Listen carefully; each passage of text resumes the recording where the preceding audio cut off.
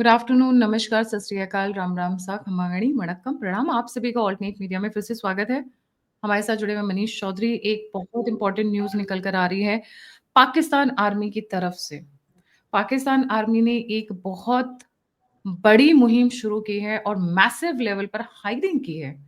क्या है मुद्दा समझेंगे। Manish ji, very warm welcome on the show. The platform is yours. आगे बढ़ने से पहले सभी व्यूअर्स से रिक्वेस्ट है, प्लीज लाइक, सब्सक्राइब और शेयर करना ना भूलें। जल्दी जल्दी से 8 लाख का हमारा टारगेट है और जल्दी से वहां पहुंचना जरूरी है।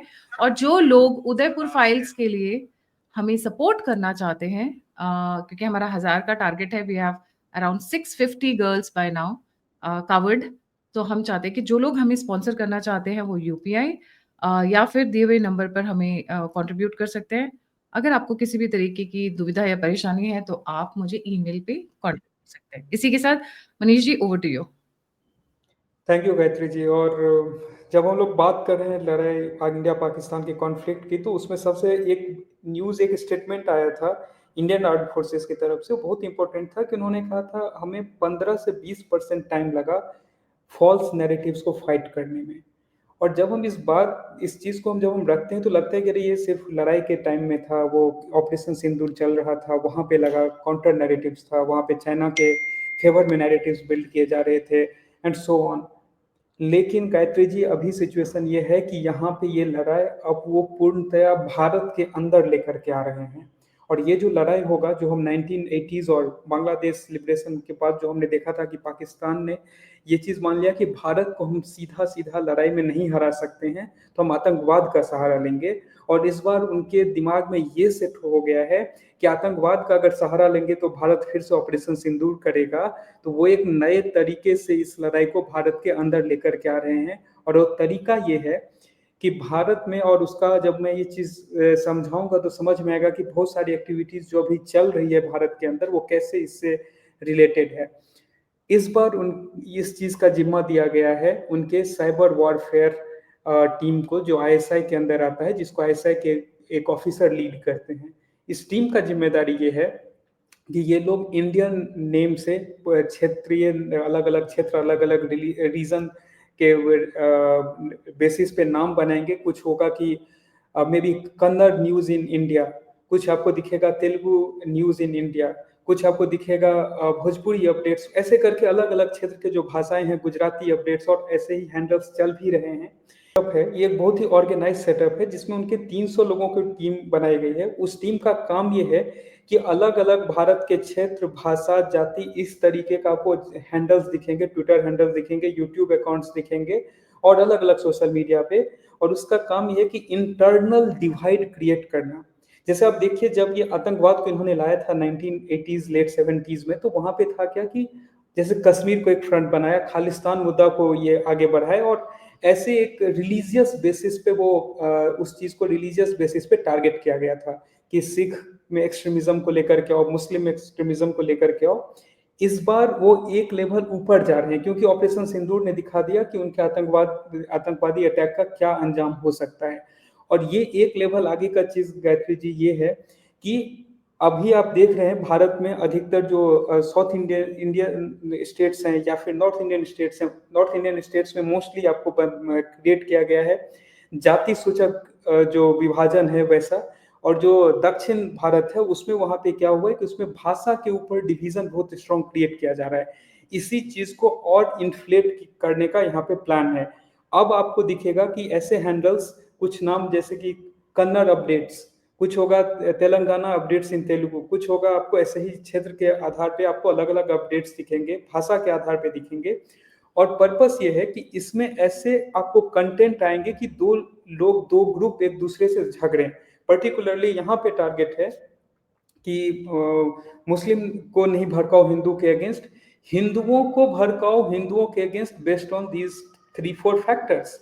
और इस चीज को लीड कर रहे हैं आईएसआई ऑफिसर कर्नल हफीजुल्लाह। और यहाँ पे पर्पस ये है कि इनके लिए एक जो काम ये लोग कर रहे थे पिछले 40-50 साल से, जो था कि इस्लामिक टेररिज्म और एक्सट्रीमिज्म, उसको ये मैक्सिमम जितना भुना सकते थे, जो उनका उसमें लक्ष्य था वो पूरा हो चुका है। और अब उन्हें पता है कि वहां पे वो सक्सेसफुल रहे टू ए सर्टेन एक्सटेंट। उसको अलग-अलग तरीका से यूटिलाइज़ कर रहे हैं। आपको भारत के अंदर आपको अलग-अलग जो ऑर्गनाइज़ेशंस हैं, चाहे वो सिमी हो, चाहे वो इंडियन मुजाहिदीन हो, ये वो बनाने में सक्सेसफुल रहे।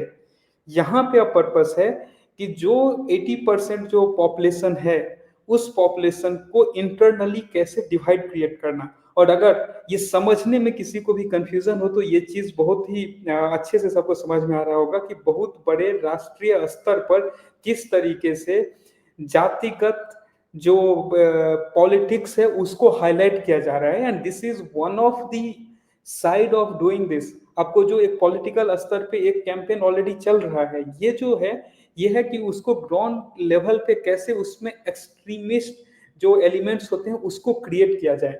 अब इसको अगर समझना हो तो एक और चीज गायत्री जी बहुत आसान है समझने के लिए, और हम क्योंकि पिछले 50-60 साल में हम अलग अलग तरीके से हम फेस किए हैं। आप देखिए कि नॉर्थ ईस्ट में जो भी कुकी मैती वाला जो केस जो वहां पे मणिपुर में हुआ है, या फिर अगर आप देखेंगे कि खालिस्तान वाला मुद्दा किस तरीके से वो उसमें एक उबाल आया, और जो भारत से वो निकल के भारत के बाहर उसको करने की कोशिश कर रहे हैं। उसके बाद आप देखिए कश्मीर हमें कितना लंबा टाइम तक हमें मतलब वो बोलते हैं ना लहूलुहान करते रहा।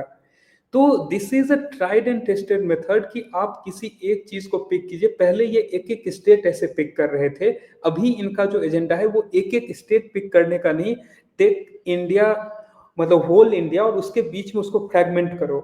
और सबसे आसान क्या है, पहले क्या होता था कि पहले आप किसी को भेजते थे, कोई बॉर्डर क्रॉस करता था, यहाँ ट्रेडिंग करता था, फिर कोई बाहर जाता था, ये सारा चीज अभी उसका कुछ जरूरत ही नहीं है। उसके लिए सबसे आसान क्या है, सबसे ज्यादा लोग कहाँ पे अवेलेबल है, इंटरनेट है भारत में, लोगों के पास फोन है, सोशल मीडिया पे अवेलेबल है। अब सोशल मीडिया पे चाहे व्हाट्सएप ग्रुप क्रिएट कर दीजिए या इंस्टाग्राम पे हैंडल बना दीजिए या जो भी ट्विटर है, यूट्यूब है उस पर, और उसके बाद आप ऐसे इंफ्लेमेटरी कंटेंट आप दीजिए कि वहां पे एक दूसरे से ग्रुप लड़े, उसको स्प्रेड करें, और उसके बाद वहां पर उस चीज को लेकर के तनाव पैदा हो। एज ए रिस्पॉन्सिबल सिटीजन हमारा ये जिम्मेदारी यहाँ पे बनता है कि ऐसे कोई भी कंटेंट को अगर हम देखते हैं उसको रिपोर्ट कीजिए, उसके साथ इंगेज हमें नहीं करना है। और अगर लोगों को समझना हो कि ऐसे किस टाइप के हैंडल्स हैं, आपको दिखेगा ईरान अपडेट्स इन इंडिया, ऐसे हैंडल ट्विटर पे हैं जो कि लगेगा कि अरे ये किसी ने बनाया है ईरान वो लड़ाई में क्या होगा उसका अपडेट देने के लिए, लेकिन ये पाकिस्तानी हैंडल है। उसके बाद आपको दिखेगा Iran defence news, Israel defence news, Israel updates, इस टाइप के हैंडल, इवन कि वो ब्लूटूथ भी है, वेरीफाइड भी है, लेकिन जो उसके ऑपरेटर्स हैं, जो उसके हैंडलर्स हैं, वो किस पर्पज से रन कर रहे हैं वो आपको पता चल जाएगा उनके कंटेंट देखने से। सिमिलरली ट्विटर पे हैंडल है, आपको दिखेगा भाविका कपूर ऐसे एक नाम से हैंडल है, उसको चलाने वाला एक जिहादी लंदन में बैठा हुआ है। तो ऐसे करके बहुत सारे हैंडल्स हैं जो इस तरीके के अपडेट्स, इस तरीके के अफवाह को फैलाने के लिए, कंफ्यूजन क्रिएट करने के लिए ऑपरेट हो रहे हैं। और अभी जो पाकिस्तान ने ये नया चीज अपनाया है उसका उनका हिंट कहाँ से था गायत्री जी, वो भी मैं बता देता हूँ। उसका हिंट उनके लिए था सबसे स्ट्रॉन्ग पॉइंट कि जो जो वो फेक नैरेटिव की कहीं राफेल गिर गया, कहीं ये गिर गया, उस पे उनके इंगेजमेंट इतने ज्यादा थे कि जब तक भारत सरकार ने जो स्टेप लिया कि इसको बैन करना है, बंद करना है, और उसका वन ऑफ द रीजन ये था कि उसके जो हैंडल्स थे वहां से ऐसे फेक कंटेंट आ रहे थे और इंडिया में बहुत ज्यादा उस पर लोग इंगेज हो रहे थे, उसमें उसका रीच बढ़ रहा था। और एट द एंड सरकार को ये, आर्मी को, आर्म फोर्सेस को ये देना पड़ा स्टेटमेंट कि हमें 20% 25% टाइम हमारा गया है फॉल्स नैरेटिव वॉर को फाइट करने के लिए। तो this gave them the confidence कि मैं ये चीज कर सकता हूं, there is a buyer on the other side. जब मैं बायर की बात कर रहा हूँ, यहाँ कोई खरीद नहीं रहा है, बायर का यहाँ पे मतलब है कि लोग इंटरेस्ट उस कंटेंट में दिखाने के लिए रेडी हैं, उस कंटेंट को में भरोसा दिखाने के लिए रेडी हैं, और उसके बेसिस पे अपने ही सरकार, अपने ही एस्टेब्लिशमेंट पे क्वेश्चन करने के लिए यहाँ पे लोग रेडी हैं। That's why this gave them very strong indication कि this is the way you enter and you can destroy India even before they fire a missile on you. तो अभी जो है लड़ाई, अभी बॉर्डर पार करके कोई आएगा नहीं। अभी के लड़ाई में आपको बहुत ज्यादा ये नहीं होगा कि कहीं गोली चलेगा, अभी के लड़ाई में खुद एक दूसरे से लड़ने के लिए तैयार रहेंगे, क्योंकि ऐसे ऐसे सोशल मीडिया के थ्रू कंटेंट परोसा जाएगा। तो this is a very well full fledged war created after ये जो ऑपरेशन सिंदूर, की इंडिया को कैसे ब्लीड करना है उसका ये तरीका है। और इसमें ऐसे ऑफिसर को डेडिकेटेडली 300 लोगों के टीम के साथ यहाँ पे दिया गया है। जी गायत्री जी। इमेजिन प्रॉपर एक कर्नल हफिजुल्ला आईएसआई ऑफिसर, इस टीम को पूरी 300 की टीम को और सबको लैंग्वेजेस की ट्रेनिंग दी जा रही है। किसी को पता नहीं चलना चाहिए कि आप इस स्टेट से हो ही नहीं, कि आप तेलुगु नहीं बोल सकते हो या आप कन्नड़ नहीं बोल सकते हो या आप मराठी नहीं बोल सकते हो। आप देख लीजिए ना, उद्धव ठाकरे ब्रदर्स क्या कर रहे थे? उद्धव ठाकरे एंड राज ठाकरे वैसे तो आपस में लड़ रहे थे। अब आज की डेट में हिंदी और मराठी की मतलब non Marathi versus Marathi. What about the people non-Marathi? What about the Marathi people who are staying in other parts of the country? क्या भाई? आप you should cherish your language but इसका मतलब ये नहीं आप किसी से प्यार करो इसका मतलब नहीं है दूसरे से नफरत करो। It doesn't mean the same thing. यहाँ पे 2 एग्जांपल्स और आप को मैं लाना चाहूँगी मनीष जी। आपको याद है जाट आंदोलन जब चल रहा था? जब रेल रोक ली गई थी और सारी चीज़ें हुई थी, उसमें जो सबसे बड़ा ट्विटर हैंडल था, जो सबसे बड़ा बंदा था, जो इस पूरी चीज़ में आग में घी में डा काम कर रहा था, that was being run from Pakistan. Another very important जिसमें जब धर-पकड़ शुरू हुई तो बंदा पता चला कि वो तो भारत में रहते नहीं, वो तो पाकिस्तान का हैंडल है। मेवात राइट्स 2023 जहाँ पर महिलाओं को मंदिर के अंदर शरण लेनी पड़ी थी भागकर। रथ यात्रा निकल रही थी और पथराव शुरू हो गया था। दंगे भड़क गए थे। महिलाओं को हुँ। जाकर मंदिर के अंदर जगह लेनी पड़ी थी और मंदिर को चारों तरफ से घेर लिया गया था। जब पुलिस फोर्सेस आई उसके बाद बचे हैं वो लोग। उनकी तो मेरे ख्याल से पूरी गोधरा वाली प्लानिंग थी कि मंदिर के अंदर ही जला दिया जाए। जिस ट्विटर हैंडल ने इसको आग लगाई, जब उस पूरी इन्वेस्टिगेशन एक तह, दूसरी तह दूसरा लेयर, तीसरा लेयर जब आखिरी तक पहुंचे तो पता चला जिस ट्विटर हैंडल ने सब कुछ शुरू किया था, प्लान किया था, व्हाट्सएप पे चैट चल रहे थे, that was not in Bharat. That person was not in Bharat, he was staying in Pakistan. वो है ही नहीं भारत में। तो अब आज की डेट में information warfare, narrative warfare has gone down so deep that we have to be really careful कि आप किसको फॉलो कर रहे हैं। कौन आग लगाने की कोशिश कर रहा है, उसको डबल चेक, ट्रिपल चेक करने की ज़रूरत होती है। इट्स वेरी ईज़ी कि आप ब्रेकिंग इन्फॉर्मेशन लेकर आएँ। कई बार लोग गलत हो जाते हैं, जेनुइनली गलत हो जाते हैं, ह्यूमन फैक्टर है। बट ये जो जानबूझ के किया जा रहा है, उससे बचने की बहुत ज़्यादा सख्त ज़रूरत है। बहुत ज़्यादा। जी, मनीष जी। और 300 लोगों की टीम, आई मीन अगर आप 10-10 के भी ग्रुप्स बनाते हैं, तो आपके पास 30 ग्रुप्स हो गए भारत के अंदर। 28 स्टेट्स हैं हमारे पास, 28 स्टेट्स हैं। तो you already have a big team ready और एक बंदा एक टाइम में कम से कम अगर डेडिकेटेडली काम कर रहा है, तो 10 से 15 ट्विटर हैंडल्स या यूट्यूब चैनल्स इस तरीके की चीज़ें कर सकते हैं। फेसबुक, आजकल फेसबुक ज़्यादा उतना नहीं यूज़ हो रहा है, but Instagram is being used very nicely. Instagram के ज़रिए भारत की लड़कियों को भारत के अंदर से दुबई के कोठों तक पहुँचाया जा रहा है, लोगों को ये नहीं पता है। That is why we are so against Instagram. We are not against any platform, पर हमें पता है कि किस प्लेटफ़ॉर्म का गलत इस्तेमाल हो रहा है। जी, मनीष जी। बिल्कुल, देखिए ब जो आपने कहा बहुत सारे ऐसे एग्ज़ाम्पल्स हैं गायत्री जी, जब आप उसको देखेंगे कि जिस जहाँ से आग लगाया गया वो भारत में वो है ही नहीं। और मैं जब इसका बोल रहा हूँ कि उनके लिए इंडिकेटर्स क्या होते हैं, ऐसा नहीं होता है कि वो कोई भी प्रोजेक्ट ऐसा ही आउट ऑफ अ ब्लू कि अरे ये चालू करते हैं। जब वो क्योंकि उनका भी पूरा एक एस्टेब्लिशमेंट है, उसमें भी लोग सिचुएशन एनालाइज़ करते हैं, देखते हैं कि सामने क्या परिस्थिति है, कौन-सा चीज़ चल सकता है। 2 इसका बहुत बड़ा उनके पास इंडिकेटर है कि क्यों ये एक्सपेरिमेंट करना चाहिए, क्यों ये सक्सेसफुल होगा। उसमें पहला तो जो ऑपरेशन सिंदूर के दौरान जो मैंने बताया, दूसरा केस जो आपने बोला कि किस तरीके से अभी एक लैंग्वेज को लेकर के लैंग्वेज वॉरियर्स निकल कर के आ रहे हैं और at the same point of time एक और लीडिंग अपोजिशन पार्टी और उस वहाँ से आपको देखेंगे कि जो पिछले 2 से 3 साल, 4 साल के पॉलिटिक्स में caste all of a sudden कितना हावी हो गया और उस चीज़ को लेकर के कितना स्ट्रांगली पब्लिकली उसको मतलब इन्फ्लेट किया जा रहा है उस सिचुएशन को, इंसाइट किया जा रहा है क्राउड को कि उस चीज़ को पिक करो।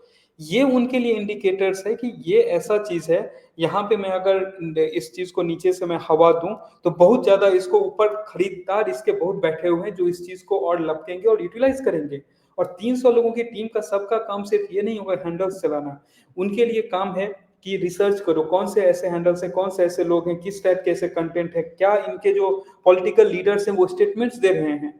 लेट्स यूटिलाइज द स्टेटमेंट्स और जो उनके काम करने का एजेंडा है उस एजेंडा और उस स्टेटमेंट्स को आप यूज करो और उसके बाद सिचुएशन को और इन्फ्लेट करो सो दैट जब ये पब्लिक डोमेन में आएगा तो वो उन्हें रियल फील होगा।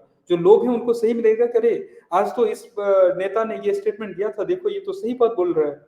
तो उनका उसमें से 20, 25, 30, 40 लोग ही होंगे जो हैंडल चलाएँगे गायत्री जी, वहाँ पे जनरली ये मॉडस ऑपरेंडी में बाकी जो 200, 250 लोग हैं उनका काम है वो वीडियोस को आइडेंटिफाई करना जो कभी किसी कोई नेता ने कुछ ने बोला होगा किसी रीजन के अगेंस्ट, किसी लैंग्वेज के अगेंस्ट, किसी रिलीजन के अगेंस्ट, उसके बाद उसके अराउंड और कंटेंट को डेवलप करो, उस वीडियो को इन्फ्लेट करो, उसको और बाहर लेकर के जाओ, फिर इधर से ऐसे कंटेंट्स जनरेट करो जो उसके साथ अलाइन हो, सो दैट कि कभी लोगों का शक नहीं जाए कि ये कोई ऐसा कुछ भी रैंडमली ये पोस्ट कर रहा है। हो सकता है कि ऐसा कोई एक रैंडम हैंडल है, वो लगे कि नहीं यहीं से निकला हुआ कंटेंट है, यहीं से निकला हुआ वो हैंडल्स है। दैट्स वाई उन्हें लैंग्वेज की ट्रेनिंग और उससे भी ज्यादा बड़ा टीम उनका रिसर्च के ऊपर होगा जो इन लोगों को स्टडी कर रहा होगा। तो this yes, is not just a one step की ठीक है किसी ने हैंडल चालू कर दिया और उसके बाद ये फिर क्या करेंगे, कुछ ऐसे हैंडल्स जो इंडिया से ऑपरेट होते हैं उन तक ये रीच आउट करेंगे कि उनके वीडियोस, उनके पोस्ट और उस सबको और ज्यादा मतलब रीच बढ़ाने के लिए। तो दिस एंड अभी वही बोल रहा हूँ, this is a new generation warfare जहां पे लड़ाई बॉर्डर पे नहीं होगी। हो सकता है आपको कोई मिसाइल ना दागना पड़े और सामने वाला देश टूट जाए। तो ऐसे इस तरीके से, और पाकिस्तान हमेशा वो proxy Wars they have always, वो जब भी ऐसे लड़ाई में आते हैं वो हार के जाते हैं और उसके बाद they invent one new proxy war. एक प्रॉक्सी वॉर हम 1947 से 2019 तक झेल रहे थे, दूसरा प्रॉक्सी वॉर चालू हुआ जिसमें देश के अंदर टेरर अटैक्स जो 2014 में मोदी जी के इलेक्ट होने के बाद वो खत्म हुआ या बहुत हद तक कम हो गया शायद। मुझे नहीं लग रहा है पब्लिक प्लेसेस पे उसके बाद किसी ने टेरर अटैक्स ऐसे देखें, अगर आप रिसेंट पहलगांव वाले केस को आप हटा दें तो। और उसके बाद फिर ये अभी उनको ये दोनों लगा कि उतना ज्यादा अभी नहीं सक्सेसफुल हो पा रहा है, no they have come with this new plan. और इसमें उन्हें कुछ ना किसी आदमी को भेजना ना कहीं कुछ करना है, वो अपने हेडक्वार्टर में बैठे बैठे यहाँ पे उनके कंटेंट के जो भी खरीदार हैं उसके थ्रू वो इस सिचुएशन को बहुत ज्यादा भड़काने वाले हैं। और मुझे लगता है कि as a responsible citizen it is responsibility of everyone कि आप जब भी हम कभी भी ऐसे कंटेंट देखें उसको रिपोर्ट करें, उसके जेन्युइनिटी को चेक करें, और उसके बाद अगर उसमें ऐसा कुछ भी लगता है उसको आप हर एक हैंडल, हर एक प्लेटफॉर्म ने ये चीज दिया हुआ है कि आपको कोई भी कंटेंट अगर लगता है हेटफुल है या कहीं वो ऐसा दंगा भड़का सकता है, कुछ सिचुएशन क्रिएट कर सकता है, आप उसको रिपोर्ट कीजिए। और ज्यादा से ज्यादा अगर लोग रिपोर्ट करेंगे तो डेफिनेटली उस कंटेंट को स्प्रेड करने से पहले वो हैंडल देख के उसके एल्गोरिथम चेक करते हैं उस प्लेटफॉर्म के कि उस हैंडल के कंटेंट को आगे बढ़ाया जाए या नहीं बढ़ाया जाए। जी गायत्री जी। जी। Thank you so much Manish ji. We have already warned our YouTubers, सभी हमको जो फॉलो करते हैं सभी को पता होता है कि इंफॉर्मेशन वॉरफेयर कहाँ से शुरू हो रही है। It is not just in Bharat, ना ना ना। और सिर्फ ये भारत के अंदर तो ये जो कर रहे हैं, ये जो एनआरआई कम्युनिटी, ये भी उतनी ही तितर बितर है। सोचिए अफ्रीका में, जहां पर वैसे तो लोगों के हिसाब से वो डार्क कॉन्टिनेंट है, वहां पर भी हिंदी संघ है, मराठी संघ है, कन्नड़ संघ है, तेलुगु तेलुगु ग्रुप है। Language is to cherish, not to divide. It's a way of communication. मैं, because I've been to so many countries, मुझे तो ये प्राउड फील होता है कि we are the only country in the world जहाँ पे इतनी लैंग्वेजेस है, इतनी डाइवर्सिटीज है, इतने रंग हैं कि आप इस जन्म में तो आप कवर ही नहीं कर सकते हैं। So just because some idiotic people want to divide you using your strength, it should be a strength, not a weakness. हमारी मजबूती को हमारी कमजोरी बनाने की कोशिश की जा रही है। Be aware, be alert. And alternate media उस पे आपके साथ हमेशा रहेगा। Udaipur files, again I said, if you want to contribute and you want to support, number and UPI is both on the screen. We are waiting for the release of the movie, and as soon as it is released, we'll be screening only for girls. 1000 girls का target है। Please come forward, donate, support and contribute. इसी के साथ जय हिंद, वंदे मातरम।